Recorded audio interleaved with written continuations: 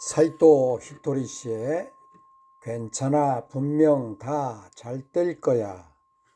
오늘은 마음 깊은 곳을 비춰주는 거울의 법칙 낭독하도록 하겠습니다. 우리는 이번 생에 갖고 태어난 문제로부터 절대로 벗어날 수 없습니다.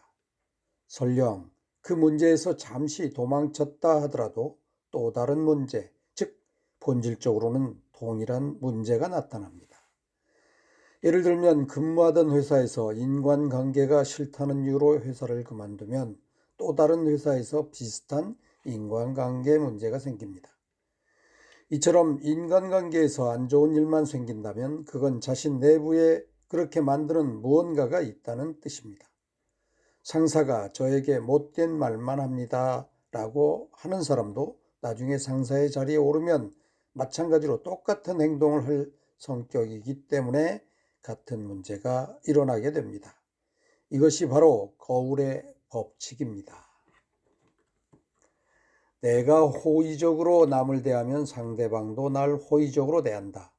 상대방에게 열등의식이나 적대심을 가지면 상대방도 똑같은 감정을 갖는다. 이런 말은 어디까지나 표면적인 이야기에 해당합니다. 그러나 거울의 법칙은 조금 더 내면적으로 깊은 곳까지 비춰줍니다. 예를 들어 거만한 사람을 봤을 때 화가 많이 나는 사람은 자기 마음속에도 다른 사람들을 위에 섰을 때 거만하게 굴 성격이 숨어 있다는 의미와 같습니다. 혹은 자신이 거만하게 나서고 싶지만 억누르고 있다는 뜻이지요. 그런 욕구를 꾹꾹 눌러 참고 있으니까 누군가가 거만하게 나서면 화가 나는 겁니다. 거울은 당신의 모습을 있는 그대로 비춰줍니다. 당신 마음속의 거울은 무엇을 비춰주나요? 자신을 비춰주는 거울을 똑바로 볼 수 있는 사람이 되세요. 다음은 거울을 닦아도 얼굴의 얼룩은 지워지지 않는다 낭독하겠습니다. 사람은 모두 상처를 가지고 태어납니다. 그리고 대다수의 경우 같은 상처를 가진 부모에게서 태어나지요.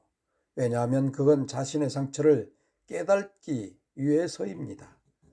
폭력을 행사하는 사람은 폭력적인 부모 밑에서 태어납니다. 그래서 이것은 나에게 그런 문제가 있기 때문이다 라고 생각하면 그 상처도 낫게 할 수 있지만 폭력적인 부모가 나쁘다고 말하면 그 상처는 절대로 나을 수 없습니다. 또한 그런 사람은 자신이 부모가 되어도 똑같은 행동을 하게 됩니다. 자신의 얼굴에 얼룩이 묻으면 아무리 거울을 닦아도 거울 속의 얼룩을 지울 수 없습니다. 심지어 거울을 바꿔도 소용이 없지요. 그러니까 직장 상사가 싫다고 해서 회사를 그만두어도 또 다음 회사에서 비슷한 사람을 만나게 됩니다.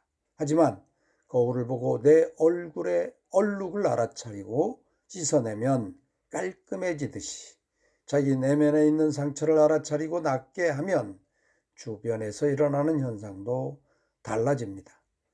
직장 상사의 대응이 변하거나 오히려 상대방이 정근을 간다거나 혹은 자신이 승진해서 부서 이동을 하는 등의 일이 일어나게 되지요.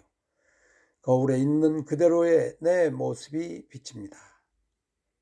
이와 마찬가지로 나에게 일어나는 일들은 모두 내 상처가 투영된 것입니다.